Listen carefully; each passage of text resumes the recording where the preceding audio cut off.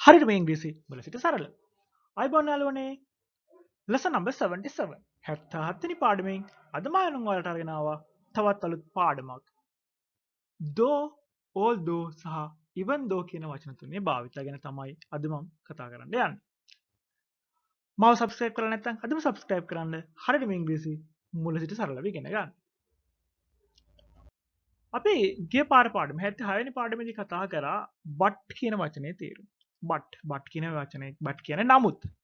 මෙන්න මේ කියන but කියන වචනේ තේරුම තමයි යාළුවනේ මේ though, although, even though තුනේම තියෙන්නේ. හැබැයි එහෙම වුණාට මේ වගේ තේරුමේ ඉතා කුඩා වෙනසක් තියෙනවා. අපි බලමු එහෙනම් කොහොමද මේ though, although, even though අපි පාවිච්චි කරන්නේ කියලා. මෙතනදී මම එකම වාක්‍ය දෙක ගත්තත්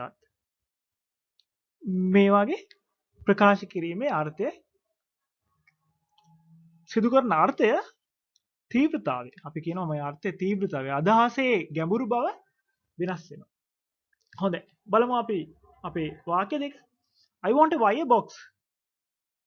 මට පෙට්ටියක් මිලදී ගන්න අවශ්‍යයි. I don't have any. මට මුදල් නැහැ. මට පෙට්ටියක් මිලදී ගන්න අවශ්‍යයි හැබැයි මට මුදල් නැහැ. නමුත් මට මුදල් නැහැ. අපිට පුළුවන් මේක though පාවිච්චි කරලා කියලා. Though I want to buy a box, I don't have money.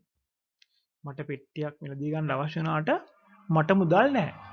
මෙතනදී යාළුවනේ අපි ගිය පාර කතා කරා වගේ මම මෙතනදිත් ලොකු බරක් ලොකු ගැඹුරක් එන්නේ I don't have money. මට මුදල් නැහැ කියන එක ප්‍රකාශ කරන්න තමයි මෙතනදී වැඩි අදහසක් එන්නේ. මේ වගේම තේරුමක් තමයි although වල තියෙන්නේ. හැබැයි අරට වඩා චුට්ටක් වැඩියෙන් අදහස දෙනවා. හැබැයි ලියන වාක්‍යයේ අපි වාක්‍ය ප්‍රකාශ කිරීමේ වෙනසක් වෙන්නේ නැහැ. ඒ විදිහමයි ඉස්සරහට දාලා අපිට යොදා ගන්න පුළුවන්. Although I want to buy a box, මට පෙට්ටියක් මිලදී ගන්න අවශ්‍ය වුණාට I don't have money. මට මුදල් නැහැ. මේ though සහ although අතර යාළුවනේ තව එකක් තමයි අපි though කියන එක කතනයේදී කතා කරනකොට though පාවිච්චි කරාට කතා කරන විදිහට අපි කතා කරන ස්පෝකන් ඉංග්‍රීසි වලදී though පාවිච්චි කළාට යම් කිසි රචනාවක් ලියනවා නම් වාක්‍යයක් ලියනවා නම් සුදුසුම වෙන්නේ though වලට වඩා although යොදා ගන්න එක.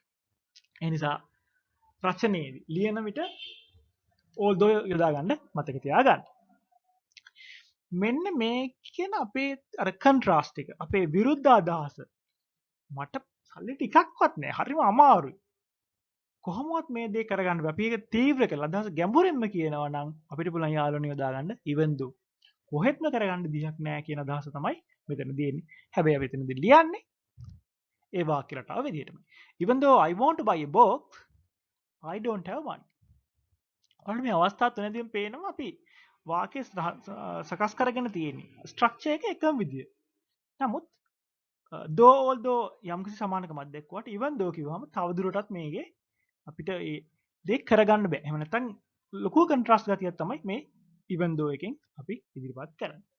එහෙනම් අපිට though although even though කියන අවස්ථා ඔන්න ඔය විදිහට සාකච්ඡා කරන්න පුළුවන්. අපි තව උදාහරණයක් ගමු. අපි ගිය පාර පාඩමේදී ගත්ත වාක්‍යෙම ගමු. Today is a holiday. අද නිවාඩු දවසක්. I have to go to work. මට වැඩට යන්න තියෙනවා. අද වැඩට යන්න තියෙනවා වුණාට අද නිවාඩු දවසක්. හැබැයි ඒත් මට වැඩට යන්න තියෙනවා. අපිට මේක කියන්න පුළුවන් though today is a holiday. I have to go to work. සමහර අවස්ථාවල මේ though එක මැදට දාලා කියන්නත් පුළුවන්. Today is a holiday though I have to go to work කියලාත් කියනවා. නමුත් අපි භාවිතා කරන්නේ though කියන එක ඉස්සරහට අරගෙන. ඊළඟට although යොදාගත්තොත් although today is a holiday I have to go to work. Although today is a holiday I have to go to work. අද නිවාඩු දවසක් වුණාට මට වැඩට යන්න තියෙනවා. මෙන්න මේ අදහස තවත් තීව්‍රව කියනවා නම් අපි යොදා ගන්න යාළුවනේ even though කියන එක. Even though today is a holiday I have to go to work. ඔන්න ඔය විදිහට අපිට පුළුවන් though although සහ even though යොදා ගන්න. එහෙමනම් අලුත් පාඩමකින් නැවත අපි හමු වෙමු. මම ඉංග්‍රීසි YouTube නාලිකාව. Thank you.